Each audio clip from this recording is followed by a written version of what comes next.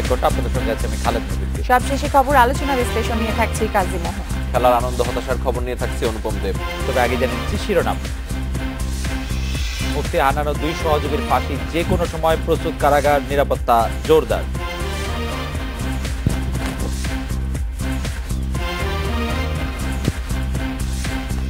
ধর্ম নিয়ে রাজনীতি করছে আওয়ামী লীগ, প্রধানমন্ত্রীর ভারত সফর ব্যর্থ দাবি খালেদার।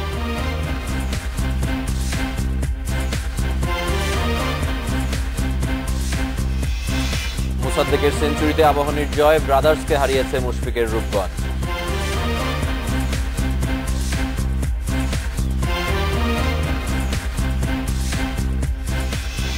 রাতরাটে বাংলাদেশে আজ মতামত পাঠানোর বিষয়ে বর্ষবরণের আয়োজনে হুমকি। মতামত পাঠাতে পারেন এসএমএস অথবা ফেসবুকে। আপনাদের মতো জানিয়ে দিচ্ছি সংবাদের পরের অংশে। হরকাতুল জিহাদের শীর্ষ নেতা মুফতি হান্নান ও তার সহযোগী শরীফ শাহিদুল বিপুলের ফাঁসি কার্যকরে চূড়ান্ত প্রস্তুতি নেওয়া হয়েছে গাজীপুরের কাশিমপুর কারাগারে। যে কোনো সময় কার্যকর হবে ফাঁসি। কারা কর্তৃপক্ষ জানিয়েছে 2 জঙ্গির ফাঁসি কার্যকরে জল্লাদ রাজু এবং তার সহযোগী ইকবাল ও শফিককে প্রস্তুত রাখা হয়েছে। কারাগারে ঢুকেছে 2টি অ্যাম্বুলেন্স। কারাগার ও আশেপাশে এলাকায় বাড়ানো হয়েছে নিরাপত্তা। এর আগে 2 দফায় মুফতি হান্নানের সঙ্গে দেখা করেন তার 3 ভাই, স্ত্রী এবং 2 মেয়ে। সিলেটে 2004 সালে তখনকার ব্রিটিশ হাইকমিশনার আনোয়ার চৌধুরীর উপর গ্রেনেড হামলা ও 3 জন নিহতের মামলায় জঙ্গি নেতা হান্নান ও তার 2 সহযোগীকে মৃত্যুদণ্ড দেয় আদালত।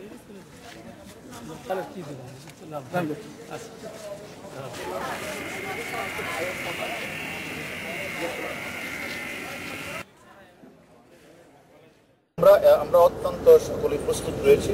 আমাদের গাজীপুর পুলিশ পর্যাপ্ত পুলিশ জেলখানা আশপাশ এলাকা রয়েছে, আমরা প্রস্তুত। এ বিষয়ে বিস্তারিত জানাতে গাজীপুরের কাশিমপুর কারাগার থেকে যোগ দিচ্ছেন সহকর্মী আব্দুল্লাহ আল রাফি। রাফি, ফাঁসির বিষয়ে আপনার কাছে সবশেষ কি তথ্য আছে?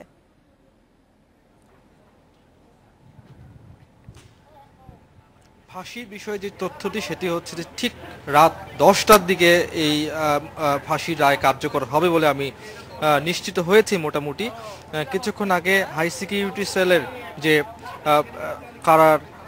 কারা অধিদপ্তরের যে ঊর্ধ্বতন কর্মকর্তারা কিছুক্ষণ আগে প্রবেশ করেছেন তাদের সাথে কথা বলে আমি নিশ্চিত হয়েছি সব যে কর্মসূচি যেগুলো রয়েছে সব কর্মসূচি এরই মধ্যে সম্পন্ন হয়েছে।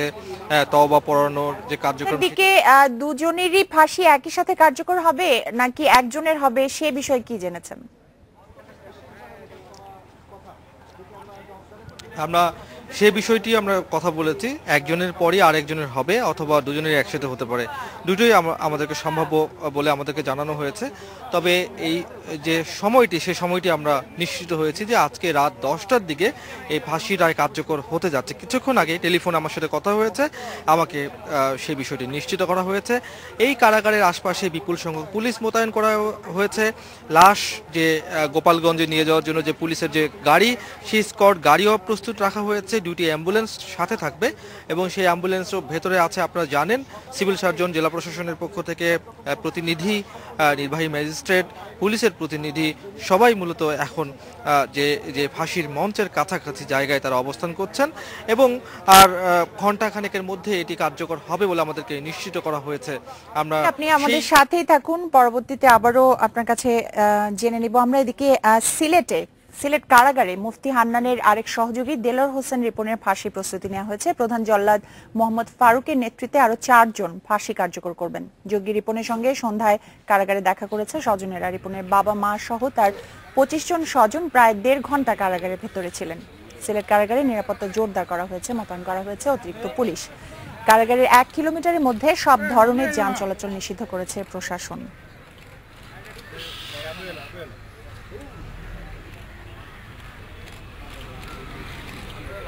এ বিষয়ে আরো জানাতে সিলেট কারাগারের সামনে থেকে যোগ দিচ্ছেন সহকর্মী মঞ্জুর আহমেদ। মঞ্জু, ফাঁসি কখন কার্যকর হতে পারে এ বিষয়ে কিছু জেনেছেন কি?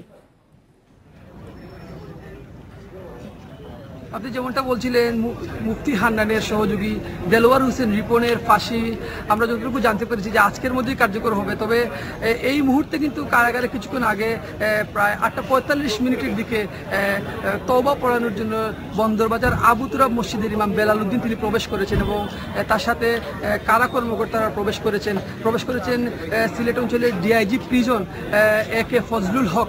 এর বাইরে কিন্তু আমরা এখন পর্যন্ত কারাগারে কাউকে প্রবেশ করতে দেখিনি। তো আরও যে কারাগারের বিধি রয়েছে, যে নিয়ম রয়েছে, এখানে ডাক্তার প্রবেশ করবেন, জেলা প্রশাসনের প্রতিনিধি প্রবেশ করবেন, তারা এখন পর্যন্ত প্রবেশ করেনি। আমরা এখন পর্যন্ত কারাগারের আশপাশে কোনো ভিতরে কোনো অ্যাম্বুলেন্সও প্রবেশ করতে দেখিনি। তো আমরা যতটুকু ধারণা করছি যে হয়তো মধ্যরাতে অথবা রাত 11টা থেকে 12টার মধ্যে, এই সময়ের মধ্যে এই ফাঁসি কার্যকর হতে পারে বলে আমরা আপনাকে ধন্যবাদ। আমরা আবারও আপনার কাছে পরবর্তীতে যাব।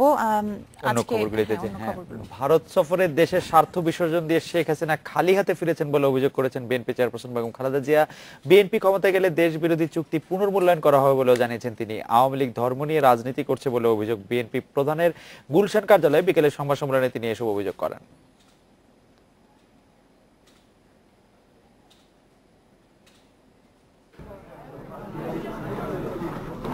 প্রধানমন্ত্রীর ভারত সফর নিয়ে বিএনপির আনুষ্ঠানিক প্রতিক্রিয়া জানাতে খালেদা জিয়ার সংবাদ সম্মেলন।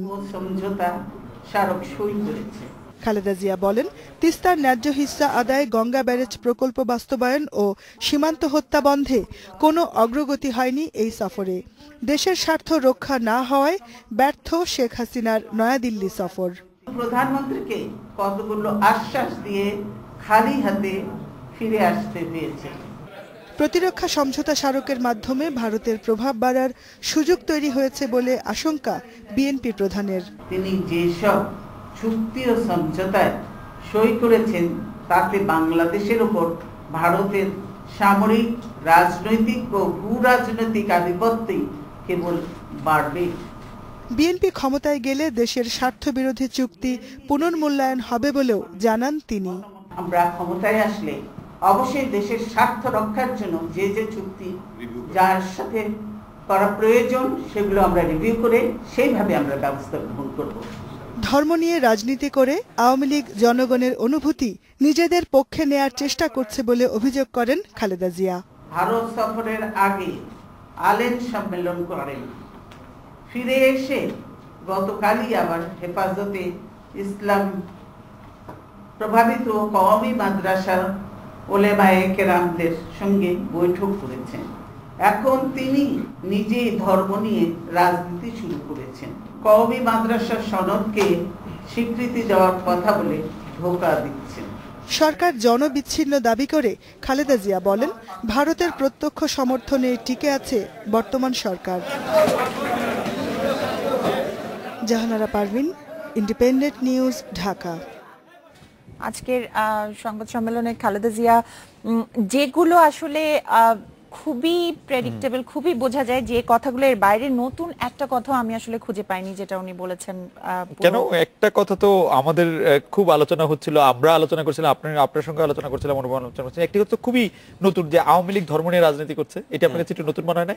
কারণ ধর্ম নিয়ে রাজনীতি নতুন নয়, কিন্তু এইটি বিএনপি প্রধান আওয়ামী লীগ প্রধানকে বলছেন, সেটি তো অবশ্যই নতুন, যে আওয়ামী লীগ ধর্ম নিয়ে রাজনীতি করছে। না, আমি যখন সংবাদটি শুনছিলাম তখন আমার মানে তখন আমি ছোট ছিলাম, তো সেই সংবাদটি আমার খুব মনে পড়ছে আর কি, যে আওয়ামী লীগ না, আমি যখন সংবাদটি পড়ছিলাম সেই সংবাদটি আমার চোখে ভাসছে, যে আওয়ামী লীগ ক্ষমতায় আসলে, কথা বলি, আওয়ামী লীগ ক্ষমতায় আসলে দেশে উলুধ্বনি হবে, বাংলাদেশ হিন্দু রাষ্ট্র হয়ে যাবে। এই কথাটি সম্ভবত বিএনপির সময় বেগম খালেদা জিয়াই বলেছিলেন। সবচেয়ে বেশি মানে ধর্ম নিয়ে রাজনীতি, এই শব্দ তিনটি আসলে আওয়ামী লীগের মুখে, আওয়ামী লীগের শীর্ষ নেতাদের মুখে, আওয়ামী লীগের প্রধানের মুখে আমরা অনেক বেশি বার শুনেছি যে বিএনপির এগেইনস্টে। তো আমার ভালো লাগছে যে বিএনপিও এটি বলছে যে ধর্ম নিয়ে রাজনীতি আওয়ামী লীগ করছে, কারণ ধর্ম নিয়ে রাজনীতি করাটা যে ঠিক না সেটি আসলে বেগম জিয়া হয়তো উপলব্ধি করছেন, এবং সেই জন্য তিনি বলছেন, এবং ধর্ম নিয়ে রাজনীতি না করার থেকে তিনি ফিরে আসতে বলছেন প্রধানমন্ত্রীকে, সেটিও ভালো। আমার কাছে এটি ভালো লেগেছে। এবং আজকে সেটি হয়তো এমন হতে পারে যে আমরা ছাড়া আর কেউ ধর্ম নিয়ে রাজনীতি করতে পারবে না। না, ধর্ম নিয়ে রাজনীতি শেখ হাসিনার থেকে তিনি আশা করেন না, এটিও হতে পারে।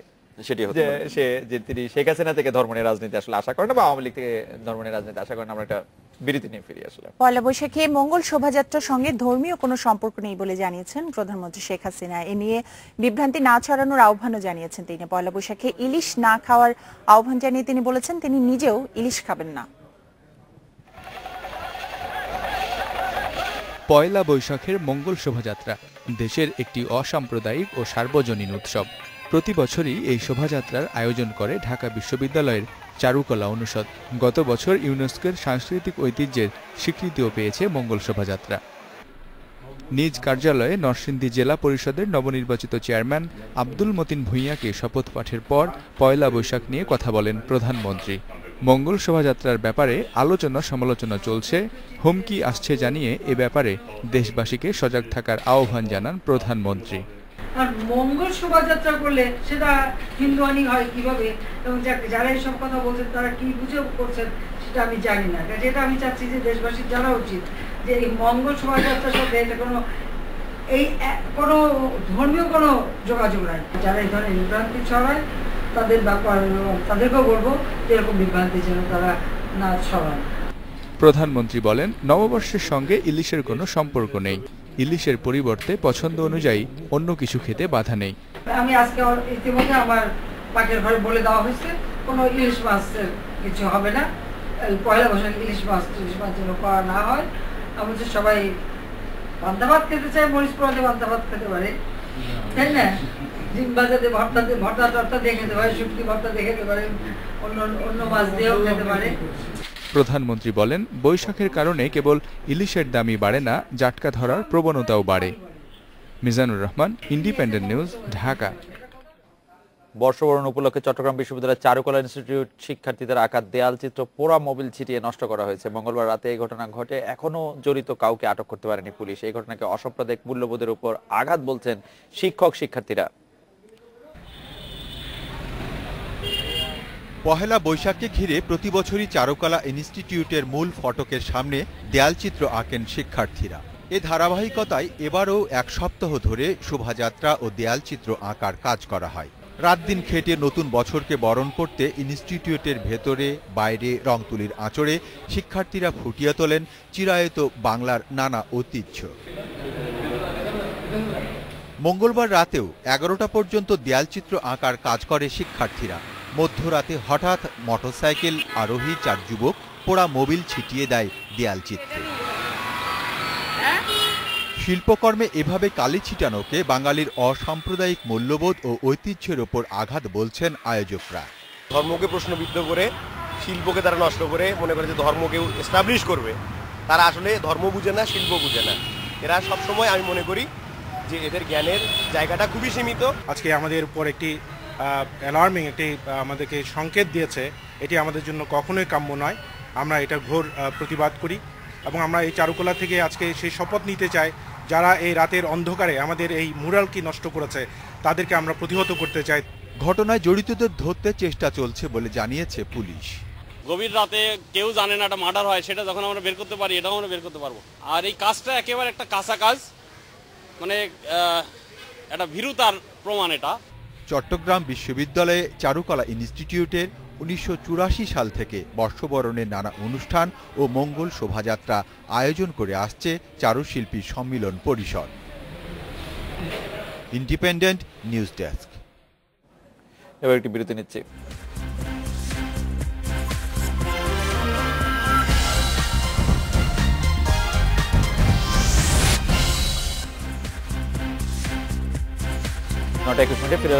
বাংলাদেশে সম্পত্তি তথ্য গোপনের অভিযোগে দুদকের মামলায় BNP senior vice chairman Tarek রহমানের স্ত্রী জুবাইদা রহমানের আবেদন খারিজ করে দিয়েছে হাইকোর্ট। জুবাইদাকে 8 সপ্তাহের মধ্যে বিচারিক আদালতে আত্মসমর্পণের নির্দেশও দিয়েছে। বিচারপতি ওবায়দুল হাসান ও বিচারপতি কৃষ্ণা দেবনাথের বেঞ্চ সকালে এই আদেশ দেন। সেনা নিয়ন্ত্রিত তত্ত্বাবধায়ক সরকারের সময় তারেক রহমান, তার স্ত্রী ডাক্তার জুবাইদা রহমান এবং শাশুড়ি সৈয়দা ইকবালা মান্থ বানুর বিরুদ্ধে এই মামলাটি করেন দুদক। মামলায় প্রায় 4 কোটি 82 লাখ টাকা সম্পদের তথ্য গোপন ও মিথ্যা তথ্য দেওয়ার অভিযোগ আনা হয়। ডাক্তার জুবাইদুর রহমান জনাব তারেক রহমানের স্ত্রী, ওনার একটা 561-এ বেশ অনেকদিন শুনানি হয়েছিল, শুনানি হয়ে জাজমেন্ট সিএভি ছিল। আজকে সে কার্যতালিকা এসেছে রায় প্রদানের জন্য। মাননীয় আদালত রায় দিয়েছেন, জুবাইদুর রহমানের রুলটা খারিজ করে দিয়েছেন এবং আগামী 8 সপ্তাহের মধ্যে জুবাইদুর রহমানকে বিচারিক আদালতের আত্মসমর্পণের জন্য নির্দেশ দিয়েছেন। কনসার্ন কোর্টে যেভাবে মামলা অন্য একজন ক্লায়েন্ট মামলা ফাইট করে সেইভাবে উনি ফাইট করবেন। এইটা আমরা ডক্টর জুবাইদা রহমানের সাথে কথা বলে সেই ব্যাপারে সিদ্ধান্ত নেওয়া হবে। খেলাধুলা খবর জানা যাচ্ছে অনুপম আপনার কাছে। আপনি জানেন চ্যাম্পিয়ন্স লিগের কোয়ার্টার ফাইনাল চ্যাম্পিয়ন্স ট্রফির শুভেচ্ছা দূত দিয়েছেন হাবিবুল বাশার। আর চ্যাম্পিয়ন্স লিগের কথা বলছিলাম, সেটা আবার গতকাল বরুসিয়া ডর্টমুন্ডের বাসে হামলা হয়েছিল, সেই হামলায় একজন খেলোয়াড় আহত হয়েছেন, খেলাটা পিছিয়ে দেওয়া হয়েছিল। আজ সেই খেলা হবে, সেই খবরগুলো জানিয়ে দিব। তার আগে একটা বিরতি নিচ্ছি, ফিরে এসে যাচ্ছে। চ্যাম্পিয়ন্স ট্রফির শুভেচ্ছা দূত হাবিবুল বাশার 6 পেসার নিয়ে ইংল্যান্ড যাচ্ছে বাংলাদেশ। 9:30 ফিরে এলাম রাত 9টায় বাংলাদেশে। ঢাকা প্রিমিয়ার লিগে প্রথম দিনে জয় পেয়েছে ফেভারিটরা। চ্যাম্পিয়ন আবাহনী মোসাদ্দেক সৈকতের সেঞ্চুরিতে খেলাঘরকে হারিয়েছে 5 উইকেটে। তারকা সমৃদ্ধ লেজেন্ডস অফ রূপগঞ্জ হারিয়েছে ব্রাদার্স ইউনিয়নকে। আরাফাত সানির 5-4-এ প্রাইম দোলেশ্বর হারিয়েছে পার্টেক্সকে।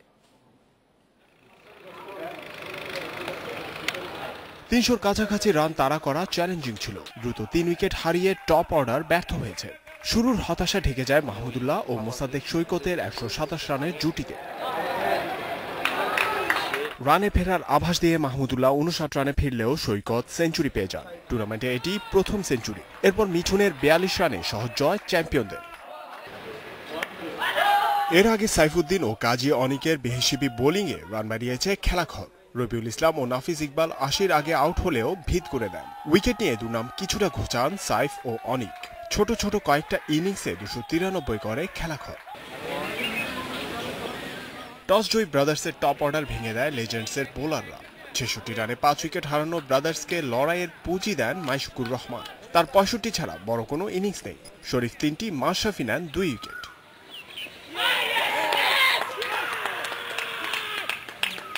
207 রানের টার্গেটে রূপগঞ্জের শুরুটাও হতাশার, কিন্তু লো স্কোরিং ম্যাচে বিপদ হতে দেননি মুশফিক। তার অপরাজিত 75-এ প্রথম ম্যাচে রূপগঞ্জের দারুণ জয়। প্রাইম দোলেশ্বর পার্টেক্স ম্যাচে সব আলো কেড়ে নিয়েছেন আরাফাত সানি। ব্যক্তিগত জীবনের উত্থান পতন 22 গজে পড়তে দেননি। 5 উইকেট নিয়ে দোলেশ্বরের বড় জয়ে একাই অবদান রেখেছেন এ বাঁহাতি। Zahir Bhuiyan, independent news. অবসর নেওয়ার 11 বছর পর আইসিসির বড় স্বীকৃতি পেলেন হাবিবুল বাশার। চ্যাম্পিয়ন্স ট্রফির শুভেচ্ছা দূত করা হয়েছে সাবেক এই বাংলাদেশ অধিনায়ককে। এমন স্বীকৃতিতে গর্বিত বর্তমান নির্বাচক। ফতুল্লায় আবাহনী খেলাঘরে ম্যাচ চলছে। হাবিবুল বাশারের নির্বাচক চোখ পরখ করে নিচ্ছে জাতীয় দল ও অন্যান্য ক্রিকেটারদের। হঠাৎই মনোযোগ ইমেইল আর ফোন কলে। রহস্যটা জানা গেল কিছুক্ষণ পর। প্রথম বাংলাদেশি হিসেবে নির্বাচিত হয়েছেন আইসিসি চ্যাম্পিয়ন্স ট্রফির champion ambassador. I'm really privileged and honored. Honestly speaking, ICC আমাকে তাদের চ্যাম্পিয়নশিপ ব্র্যান্ড অ্যাম্বাসেডর হিসেবে অ্যাপয়েন্টমেন্ট দিয়েছেন আর কি, মানে চিন্তা করেছেন। ডেফিনেটলি আমার ক্রিকেট ক্যারিয়ারে অনেক কিছু পেয়েছি, বাংলাদেশ পক্ষে খেলে আমার কিছু অ্যাচিভমেন্টও আছে, but this is one of the মানে আমার জন্য অনেক প্রেস্টিজিয়াস একটা মানে অ্যাপয়েন্টমেন্ট, যেটা আমার খুব ভালো লাগছে। আমি খুব প্রাউড ফিল করছি। ক্রিকেটার অধিনায়ক হিসেবে টাইগারদের মধ্যে সবচেয়ে সফল। প্রাপ্তির খাতাটাও সমৃদ্ধ। আইসিসির কাছ থেকে প্রাপ্তিটাও বিশেষ কিছু, বলছেন 2006 চ্যাম্পিয়ন্স ট্রফির টাইগার অধিনায়ক। প্রমোশন, ক্রিকেটের প্রতি উৎসাহ বাড়াতে বিভিন্ন অনুষ্ঠানে অংশ নেবেন অ্যাম্বাসেডর হিসেবে। চ্যাম্পিয়ন্স ট্রফির জন্য তাদের চ্যাম্পিয়ন্স ট্রফিকে ঘিরে নিশ্চয়ই অনেক ক্যাম্পেইন হবে, সেটাকে আমাকে থাকতে হবে। চ্যাম্পিয়ন্স ট্রফি উপলক্ষে যত আর্টিকেলগুলি যাবে সেটা আমাকে লিখতে হবে। চ্যাম্পিয়ন্স ট্রফির সমস্ত কার্যক্রমের সাথে আমাকে নিযুক্ত থাকতে হবে। কাজ বেশ অনেক কাজই আছে, but I am very happy to be part of this. Habibul Bashar ছাড়াও 7 দেশের 7 great Kumar Sangakkara, Shahid Afridi, Ian Bell, Shane Bond, Harbhajan Singh ও গ্রাইনি স্মিথ আছেন চ্যাম্পিয়ন অ্যাম্বাসেডরের তালিকায়। Mazharul Islam, independent news. ত্রিদেশীয় সিরিজ ও চ্যাম্পিয়ন্স ট্রফির জন্য 19 এপ্রিল স্কোয়াড ঘোষণা করবে বিসিবি। কন্ডিশন বিবেচনায় 6 পেসার নিয়ে ইংল্যান্ড যাবে মাশরাফির দল। সবশেষ সিরিজে মাশরাফি, তাসকিন, মুস্তাফিজ ও সুভাশিসের সঙ্গে ছিলেন রুবেল। এবার স্কোয়াডে যোগ হতে পারেন শফিউল ইসলাম। পেস অলরাউন্ডার সাইফুদ্দিনকেও বিবেচনায় রাখছেন নির্বাচকরা।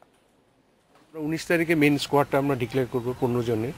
তারপরে এডিশনাল একটা চিন্তা ভাবনা আছে যে 3টা খেলোয়াড় অতিরিক্ত দেওয়ার জন্য। অবশ্যই আমাদের নজরে আছে, এখানে 2টো ম্যাচও খেলবে তার আগে, আমাদের সিলেকশনের আগে 2টো ম্যাচে ওদের পারফরমেন্স দেখা হবে। সাথে সাথে শফিউল আছে, ওরও পারফরমেন্সটা দেখা হবে। এখানে যদি ইউএফা চ্যাম্পিয়ন্স লিগের কোয়ার্টার ফাইনালের প্রথম লেগে বায়ার্ন মিউনিখের বিপক্ষে লড়বে রিয়াল মাদ্রিদ। বায়ার্নের মাঠ এলিয়াঞ্জ অ্যারেনায় ম্যাচটি শুরু হবে রাত 1:15টায়। একই সময়ে লেস্টার সিটিকে আতিথ্য দেবে অ্যাটলেটিকো মাদ্রিদ। জার্মানিতে বরুশিয়া ডর্টমুন্ড টিম বাস লক্ষ্য করে বোমা বিস্ফোরণের ঘটনায় একজন গ্রেপ্তার হয়েছে। সন্দেহভাজন ব্যক্তি ইসলামী চরমপন্থার সঙ্গে জড়িত বলে জানিয়েছে পুলিশ। খবর এই ছিল। আমার কাছে আরো কিছু খবর জানবো মোহ এবং খালেদের কাছ থেকে। অনুপম, আপনাকে ধন্যবাদ। যুব সমাজকে সাম্প্রদায়িকতা ও জঙ্গিবাদ থেকে দূরে রাখতে স্কাউটিং এ গুরুত্ব দেওয়ার আহ্বান জানিয়েছেন রাষ্ট্রপতি মোহাম্মদ আব্দুল হামিদ। ওসমানী স্মৃতি মিলনায়তনে প্রেসিডেন্ট স্কাউট অ্যাওয়ার্ড প্রদান অনুষ্ঠানে এই আহ্বান জানান তিনি। স্কাউট আন্দোলন সবখানে ছড়িয়ে দেওয়ার আহ্বান জানিয়েছেন রাষ্ট্রপতি। তিনি আশা করেন এর মধ্যে দিয়ে ভবিষ্যৎ প্রজন্ম আধুনিকতা ও সৃজনশীলতার মাধ্যমে দেশ গঠনে ভূমিকা রাখবে। অনুষ্ঠানে 92 জন গার্ল ইন স্কাউট সহ 365 জন স্কাউটকে প্রেসিডেন্টস স্কাউট অ্যাওয়ার্ড দেওয়া হয়েছে।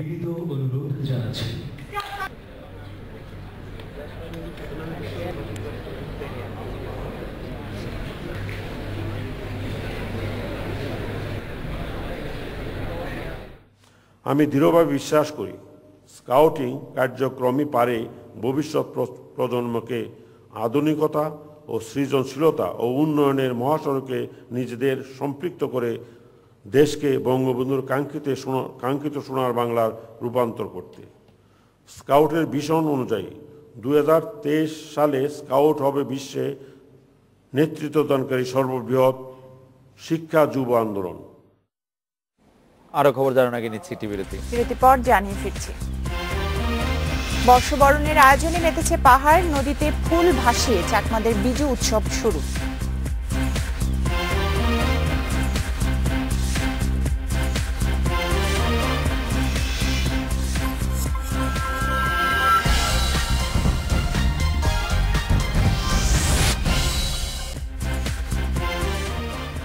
রাত 9:46 আমরা ফিরলাম। পাহাড়ে বর্ষবরণের উৎসবে মেতেছে আদিবাসী জনগোষ্ঠী। নদীতে ফুল ভাসিয়ে বুধবার শুরু হয়েছে চাকমাদের 3 দিনের বিজু উৎসব। চাকমাদের পাশাপাশি মারমা, ত্রিপুরা সহ অন্য জনগোষ্ঠীর বর্ষবরণের প্রস্তুতিও চলছে পাহাড়ে।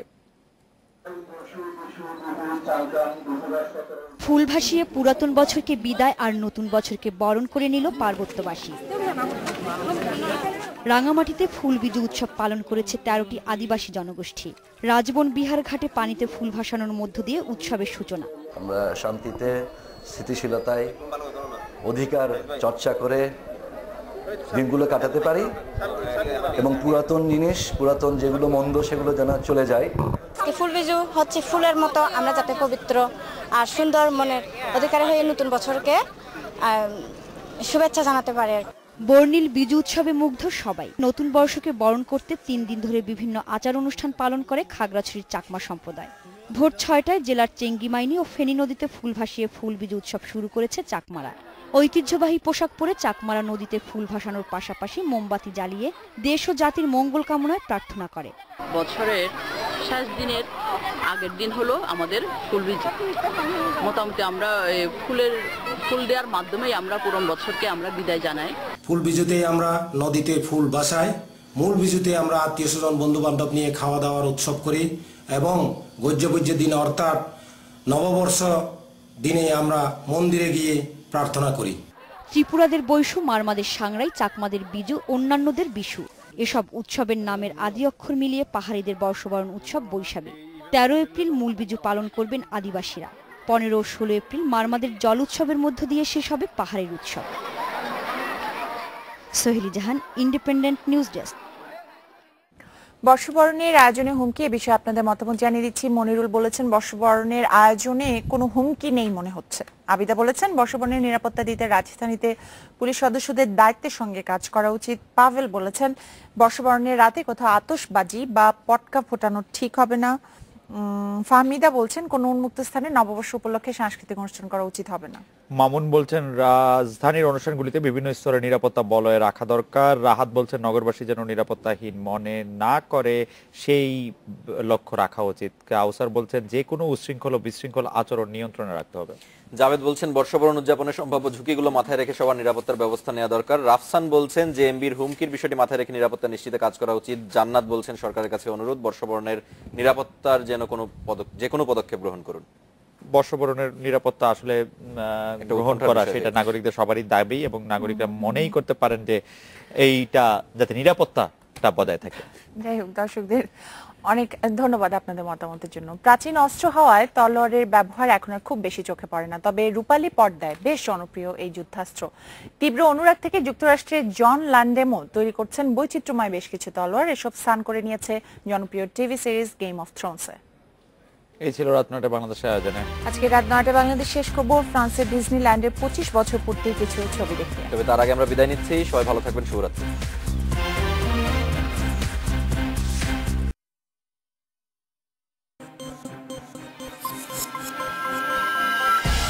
রাত